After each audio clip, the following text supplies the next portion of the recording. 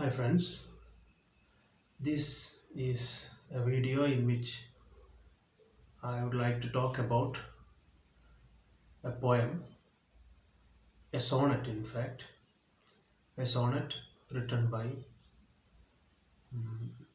one of the significant metaphysical poet of English literature, John Donne.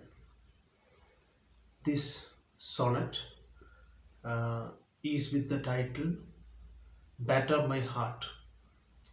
This is the beginning of the poem itself, Batter My Heart. It is a holy sonnet in the sense that this poem deals with the spiritual uh, ideas of the poet, a personalized version of the spiritual life that the individual poet goes through, the kind of suffering the poet goes through is presented in this line, in these lines of the poem. John Donne is a metaphysical poet. Of metaphysical poetry, we have to talk about in detail, which we will do in the coming videos. Here it is only about the sonnet that we are going to deal with. A sonnet is normally a poem of 14 lines. The first part of it is called octave, in which we have 8 lines, and the sestet, next 6 line, is called sestet. So octave and sestet, that is how a sonnet is divided. Sonnet is a poetic form that came from Italian literature during the Renaissance. Its history is something that is very um, but the history of the poetic form called sonnet is something that is not directly connected to the enjoyment of the poem. Let us go directly to the poem. So sonnet is part of the Renaissance literary uh, literary um, evolution that happened in Britain, and it was adapted from Italian literature to English by one person called Thomas Wyatt, and he popularized it. Later on, major writers, including Shakespeare, wrote poems using sonnet form. Octave deals with a particular uh, conflict that the poet goes through, and sestet is, uh, roughly speaking, sestet deals with the culmination of that conflict. So this poem is published in 1633 after the death of John Donne. In 1631 he died, and the collection of his sonnets is called Holy Sonnets. It comprises 19 devotional songs, 19 songs. So let us go to the lines. Let us read the lines and see what the poet tries to convey. Batter my heart, 3% God, for you, yes, yet, but knock, breathe, shine, and seek to mend. This is the first two lines. So the poet directly invites the directly invites God, asks the help of God. Batter my heart means you please come and batter. Batter means hit hard my heart. This is a kind of conflict that the poet goes through in between the physical life of the world and the spiritual world of the outside world, means heavenly divine life. There is this conflict between the physical and the spiritual aspect of one's life. Now the poet is drawn further and further towards the physical aspect. The poet now, John Donne, wants to remove himself from the physical connections to achieve the spiritual height. So he wants the help of God. So he asks God to come and beat him hard, 3% God. So his idea of God is 3% God, Father, Son, and Holy Ghost. This also expresses some of the historical aspect in which the poem is written. John Donne's own personal belief is also part of understanding the poems and his expressions. Um, 3% God is, in a sense, is a Catholic lineage that he puts forward. Johnton is a Catholic. He was born to Catholic parents. During his lifetime, England is going through severe religious conflicts between Protestants and the Catholics.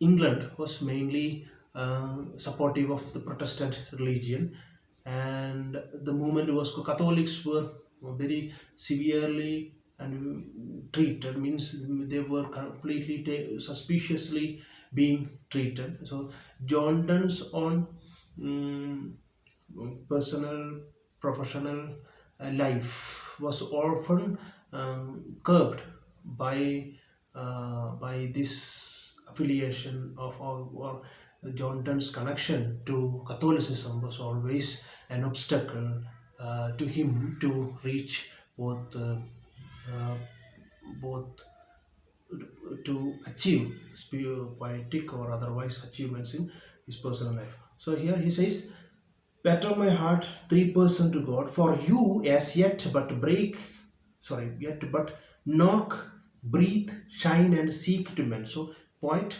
asks God to come and mend him. Now he knows that he asks God, he considers God to be a mender, so he can mend any of the mistakes that he had done can be mended but through knocking. It's kind of a house that he considers himself.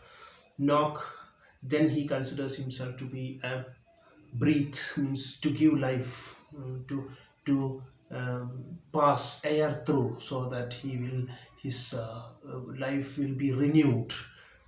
These are several ways through which life is renewed in a person's body. For example, knocking, when heart failure, in the case of heart failure, we press hard to the heart so that the heart once again beats and he gets life. Or else breathe is one form of giving life. Or else shine means it has to be polished, it should be made pure. So shine means purification process is another aspect of curing a body. So you can consider here only as a body, and he considers God here as a mentor. So you come and arrange me in a kind of way that is fit enough to lead a spiritual life, to lead a holy life. So batter my heart 3% to God, for you as yet but knock, breathe, shine, and seek to mend.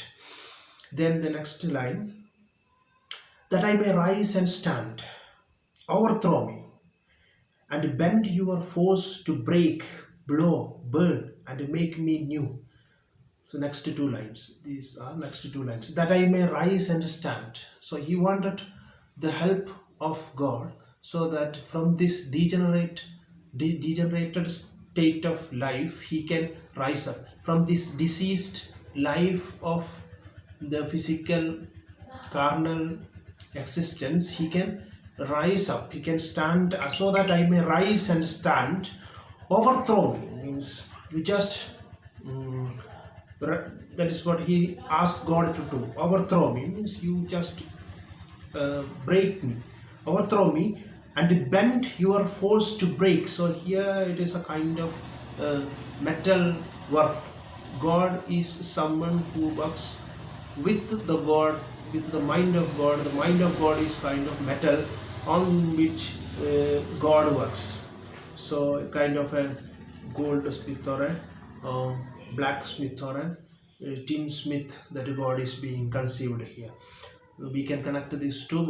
If you would like to connect it, you can connect these two poems by William Blake's The Tiger, in which He says, he speaks of the creation of tiger, and he talks about in what anvil, what hammer that made this figure called tiger. So here it is the same figure of God as a blacksmith or a goldsmith, that he was overthrow me and bend your force to break. So you use your force or your might, so that during the metal work it is not merely knocking, it is not merely breathing or shining, it also involves breaking. So you use your force to break me, blow, burn, and make me new. So these are another way of purifying metals. It is not a physical body that is being taken here as an image. A metal that is being made new, fresh, pure. It should be burnt, it should be blown, it should be broken. So it is to be done with the force, with so much might is required, so that the metal becomes pure. So make me new. So that is how he should be renewed to proceed a life that is befitting to the life of a spiritual person. Next it comes next two lines. I like an usurped town to another due, labor to admit you, but oh, to no end. So now the poet conceives himself as a usurped town, a town that has been conquered by an enemy. I like an usurped town because the physical, material uh, temptations, temptations of flesh, desire are all overcoming the poet's life. So he says it is all an enemy to him. It is his body is like a town that has been conquered by these enemies of physical life. I like an usurped town, conquered town to another due, but it is really that a town. This town is really owned by somebody else. The town has to show its loyalty not to the enemy who are conquering it, but to someone else, to the master. Who is the real master here is God. It is God's town, it is God's body that he possesses. So he says, I like an usurped town to another due, to another person's due. So I am like that. So I labor to admit you, I work hard daily. So it is very difficult for the poet to reject his enemies, to drive his enemies out, and to depend on depend on God. So he tries hard, but it is mainly that he is trying. He says, I labor to admit you. Of course, I do all I can uh, in order to make way for you to enter into my body, but it is needless. It is a fruitless work. He fails most often. He says, but oh, to no end. The poet admits that he often falls prey to the physical desires, the material temptations of life. He often drifts his life, or his life is most often drifted towards the physical, carnal desires of the outside world. So it is vainly that he wishes, he requests, he pleads, he begs for God to enter. So then he talks about the last two lines that forms the octave part of the poem. Reason, your viceroy in me, should defend, but is captive and proves weak or untrue. So that is the last two lines of the octave. Your viceroy in me is reason. Reason, your viceroy in me. So reason. Reason is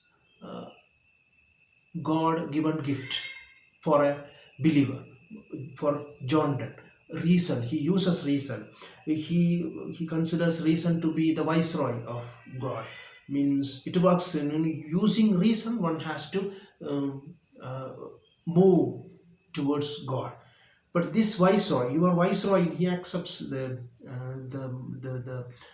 use of reason. A believer he is. John Donne John Donne tries to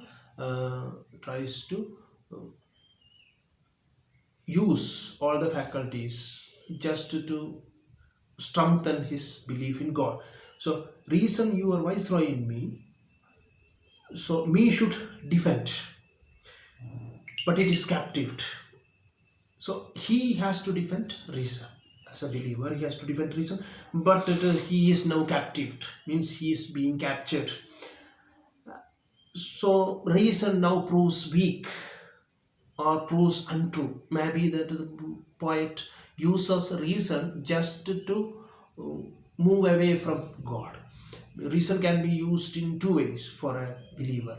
One, reason can be used so that one can move further and further towards God. The same reason can be used to move out of the reach of God. So he says that this viceroy in him, he cannot defend now, and he is this reason proves to be so weak.